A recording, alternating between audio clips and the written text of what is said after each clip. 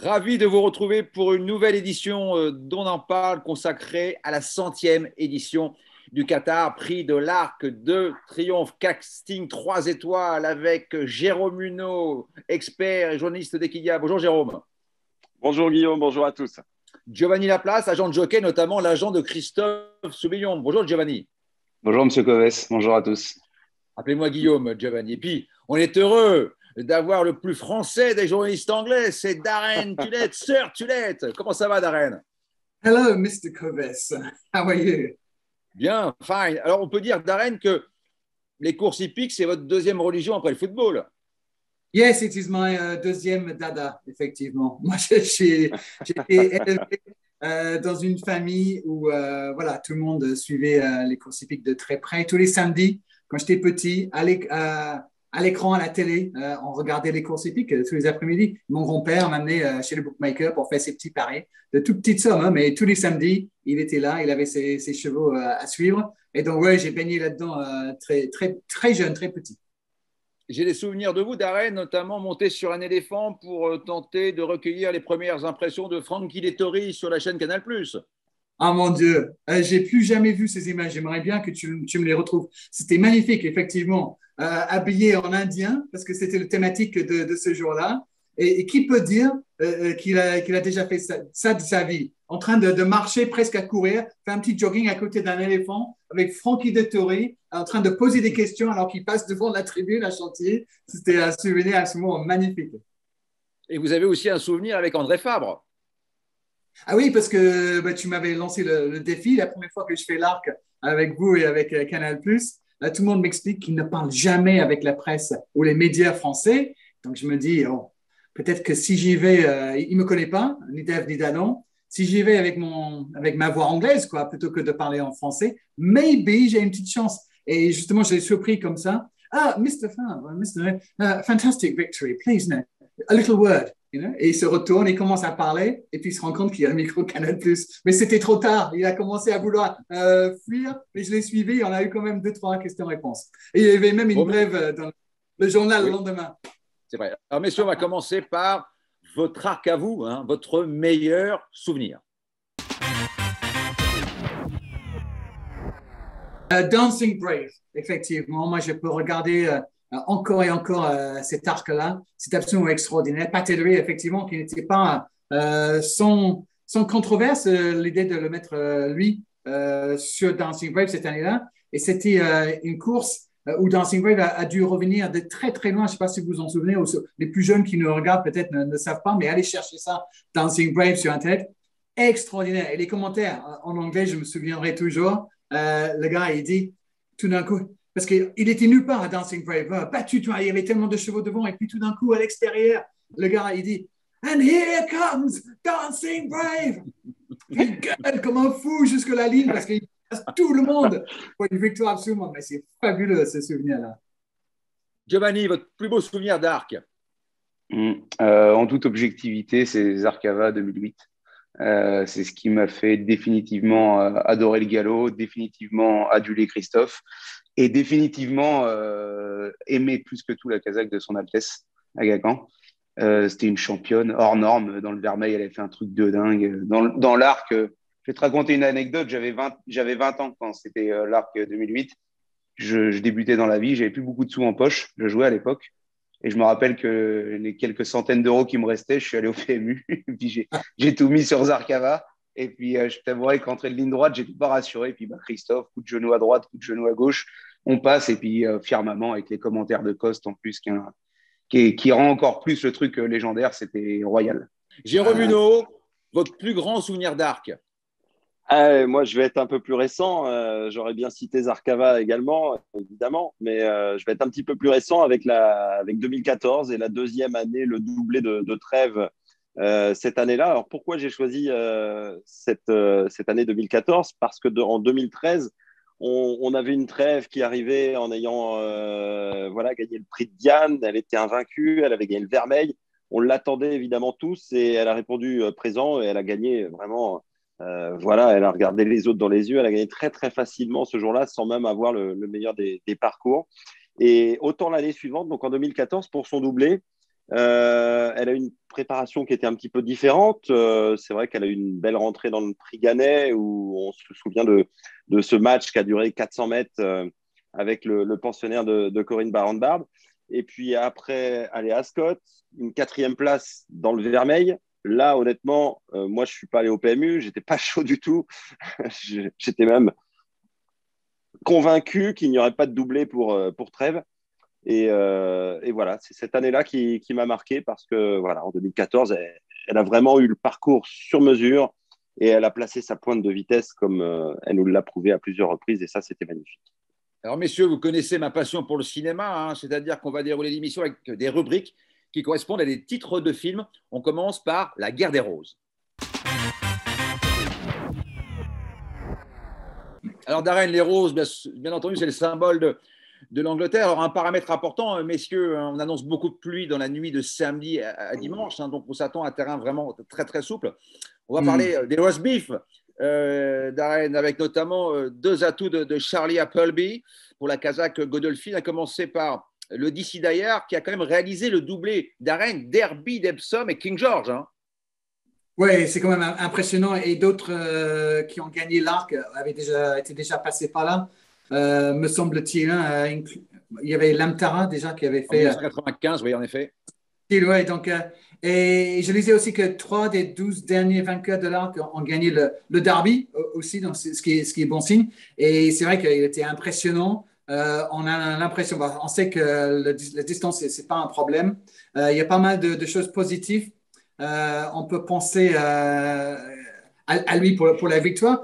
Moi, je ne suis pas, peut-être que vous savez mieux que moi, mais par rapport à la pluie, justement, est-ce que le terrain, ça va être très souple, non? Est-ce que ça va le convenir ou pas? Je ne sais pas. Giovanni? Dimanche, ça va pas être très souple, puisqu'ils annoncent dimanche matin. À mon avis, ça va être du lourd et du défoncé lourd même.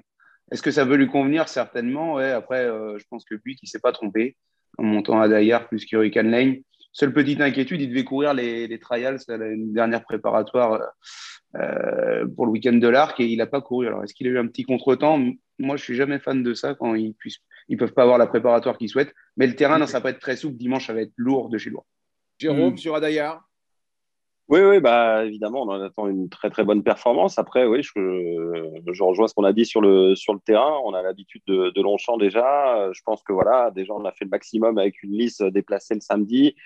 Malgré une liste à 0 le dimanche, malgré un open stretch qui va laisser la chance à tout le monde, voilà, je pense que le terrain va jouer un très très grand rôle dans cette course, mais Adayar, évidemment, ne peut pas les contre. Jérôme, est-ce que Charles Appleby a les cartes en main, a les clés de la course avec le 10 Adayar et le 11 Hurricane Lane pour vous? C'est possible. Hurricane Lane avec le Saint-Léger, l'arc, pourquoi pas, ça serait magnifique, mais je suis pas persuadé qu'on va assister à une victoire anglaise cette année. Oh, Darren!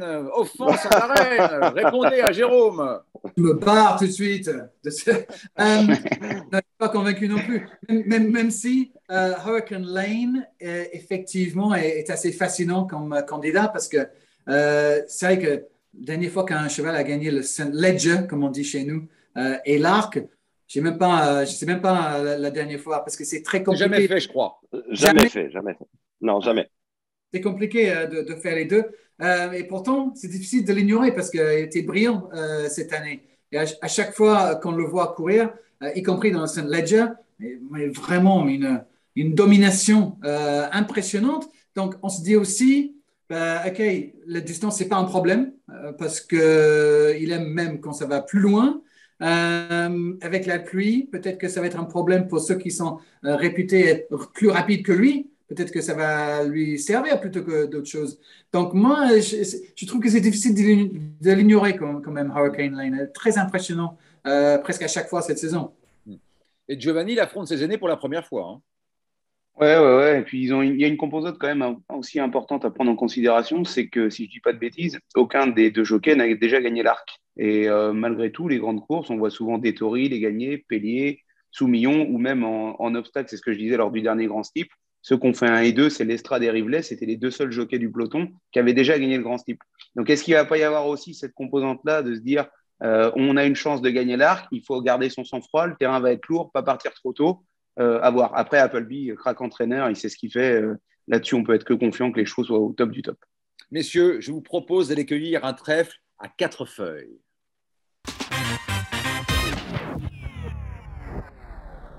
On va parler des Irlandais, Tryden O'Brien avec Broome, Love et Snowfall. Un mot quand même sur, on va parler de Love et de Frankie Lettori.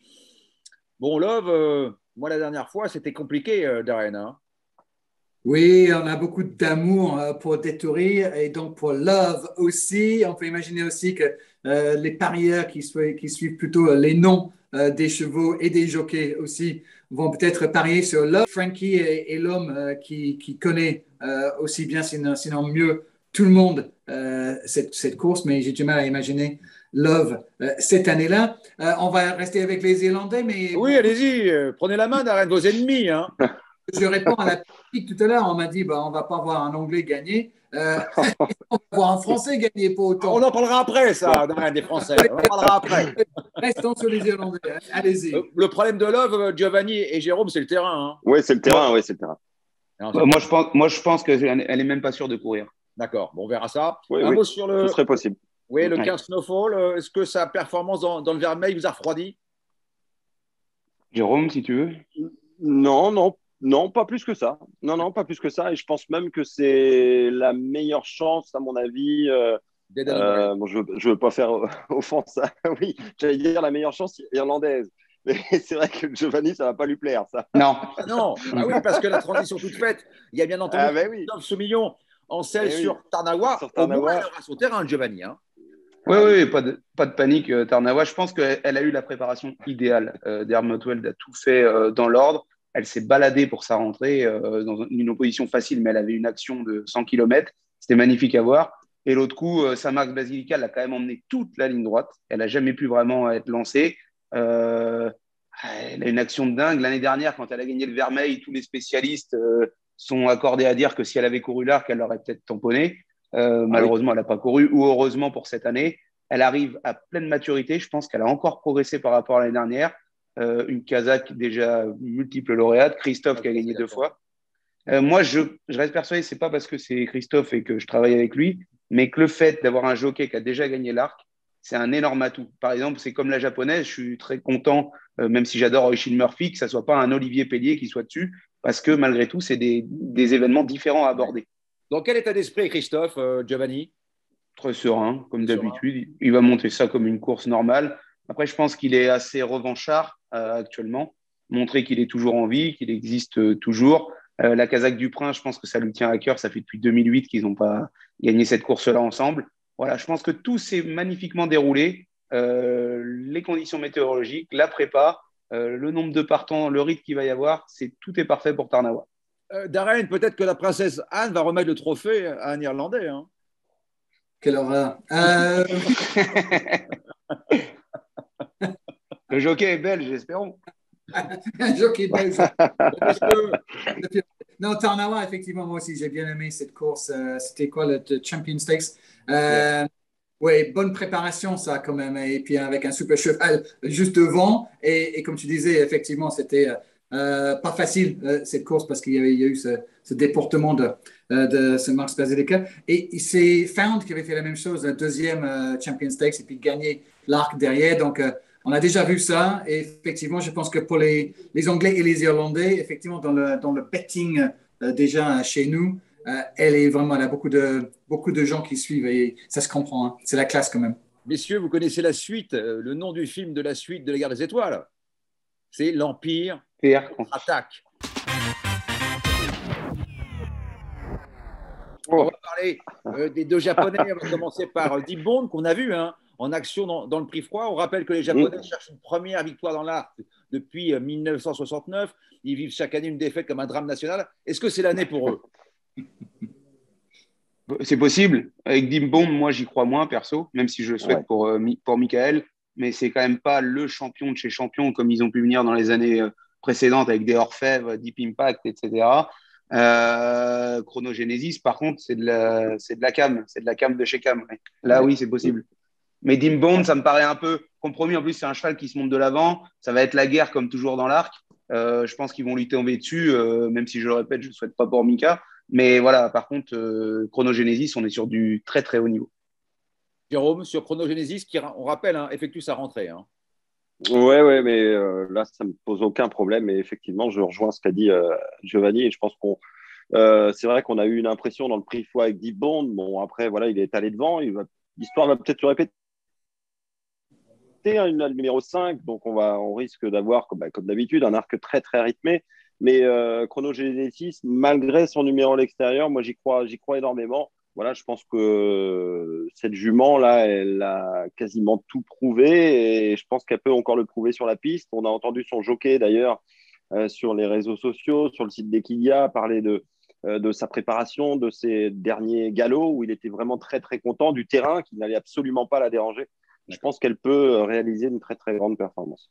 Darren, oui. Pardon, excuse Guillaume, je voulais juste dire, on a vu sur Equidia justement les galops du matin de Deep Bond et Chronogenesis. Honnêtement, moi je marche beaucoup au visuel, l'action, ça n'a rien à voir. L'un et l'autre, on voyait que Chronogenesis avait une action de 100 km et franchement, elle va être dure à cogner. Hein. Ça va être très, très dur pour nous. Darren, sur les deux candidatures japonaises. Qui monte Chronogenesis, les gars? Oisin Murphy. Ah oui, tu le disais tout à l'heure. C'est Oisin Murphy. Est-ce que ça c'est une bonne nouvelle pour vous parce que tu suggérais peut-être Ouais. c'est pas le top champion qui a déjà gagné là. Problème ou pas? Le truc, c'est qu'Oisin, c'est un top jockey, aucun problème là-dessus. Mais moi, perso, je suis content qu'il ne soit pas allé chercher, par exemple, un mec comme Pellier, qui l'a gagné déjà plusieurs fois, qui a du sang-froid, ou un Dettori ou n'importe quoi. Parce que l'arc, ça reste l'arc. C'est une course différente des autres. Et il faut avoir un sang-froid exceptionnel. Si Oisin, il a énormément de gaz, même la fausse ligne droite, il peut aller trop vite et on sait ce que ça peut faire. Mais voilà, après, c'est quand même un grand, grand jockey qui est habitué à monter les groupes 1. Mais oui, c'est un petit atout pour nous que ce ne soit pas un mec comme Pellier ou Dettori sur Chronogenesis. Messieurs, j'entends loin un coq à la voix enrouée, mais il veut donner de la voix. Impossible n'est pas français. Hein. Ah oui, Darren, quand même, parce qu'on est un peu chauvin, on a beaucoup évoqué les Anglais, mais on est quand même en France, non? Et pourquoi pas? Vous me prenez pour un fou si je dis que peut-être que la Marseillaise peut retentir ce dimanche? Oui. C'est difficile d'y croire, non, cette année. Vous en pensez quoi, les gars? Guillaume, tu sais Oui, ce que disait mon père, qui sait ce qu'il disait mon père sur les Français? Enfin, on est Français, moi je le suis aussi, mais l'emblème c'est un coq et c'est un animal qui chante alors qu'il a les pieds dans la merde. Et sans être vulgaire, je pense que pour l'arc cette année, ça va être très très compliqué, même si ouais, fera son max. Oui. Sur Rabia hérité du 15 dans les stades de départ, pour vous c'est un caillou dans son sabot? Pour Rabia? Oui, pour Rabia, Giovanni. Ouais, je pense que même si Jean-Claude a dit, M. Rouget, qu'il n'était pas habitué à surclasser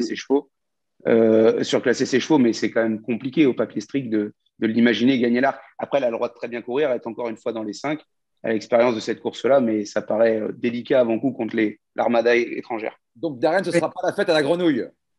J'espère que non. Non, évidemment, ça me ferait plaisir de revoir un Français gagner. Je sais que souvent ces derniers temps, le vainqueur a été un cheval qui a déjà participé à la course peut-être l'année précédente. On a vu plusieurs reprises récemment. Donc, il y a déjà ça pour ce Rabia, pardon.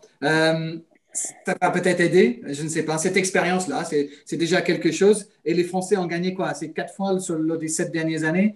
Donc, statistique plutôt positive. Mais j'ai du mal à croire en la victoire quand même cette année pour vous. Et juste pour finir avec les Japonais, parce que je ne me suis pas vraiment exprimé, Deep Bond, le nom Deep Bond, la semaine où le James Bond sort enfin, c'est pas un signe ça quand même? Bon, là, vous allez chercher très loin le signe. Attention, ça peut être le chant du cygne. Hein. Bon, dernière rubrique, messieurs. Rien ne va plus. Je veux avoir votre favori. On commence par Darren. Eh bien, moi, j'ai du mal à voir plus loin que Adayar parce que je suis convaincu qu'effectivement, le Derby, c'est quand même. Et le King George, il n'y a pas de mieux quand on gagne ces courses-là, c'est qu'on a la classe nécessaire pour remporter l'arc. Beaucoup l'ont déjà fait. Ça me ferait très plaisir de voir Adayar gagner sous la pluie devant les Anglais dimanche. Et votre outsider, Darren? Hurricane Lane, c'est peut-être pas vraiment un outsider, mais vu qu'on n'a jamais gagné le St. Ledger et l'Arc, pourquoi pas? S'il y a un cheval qui va peut-être le faire, moi j'aime bien ce Hurricane Lane, effectivement. Giovanni, même question pour vous. Favori outsider?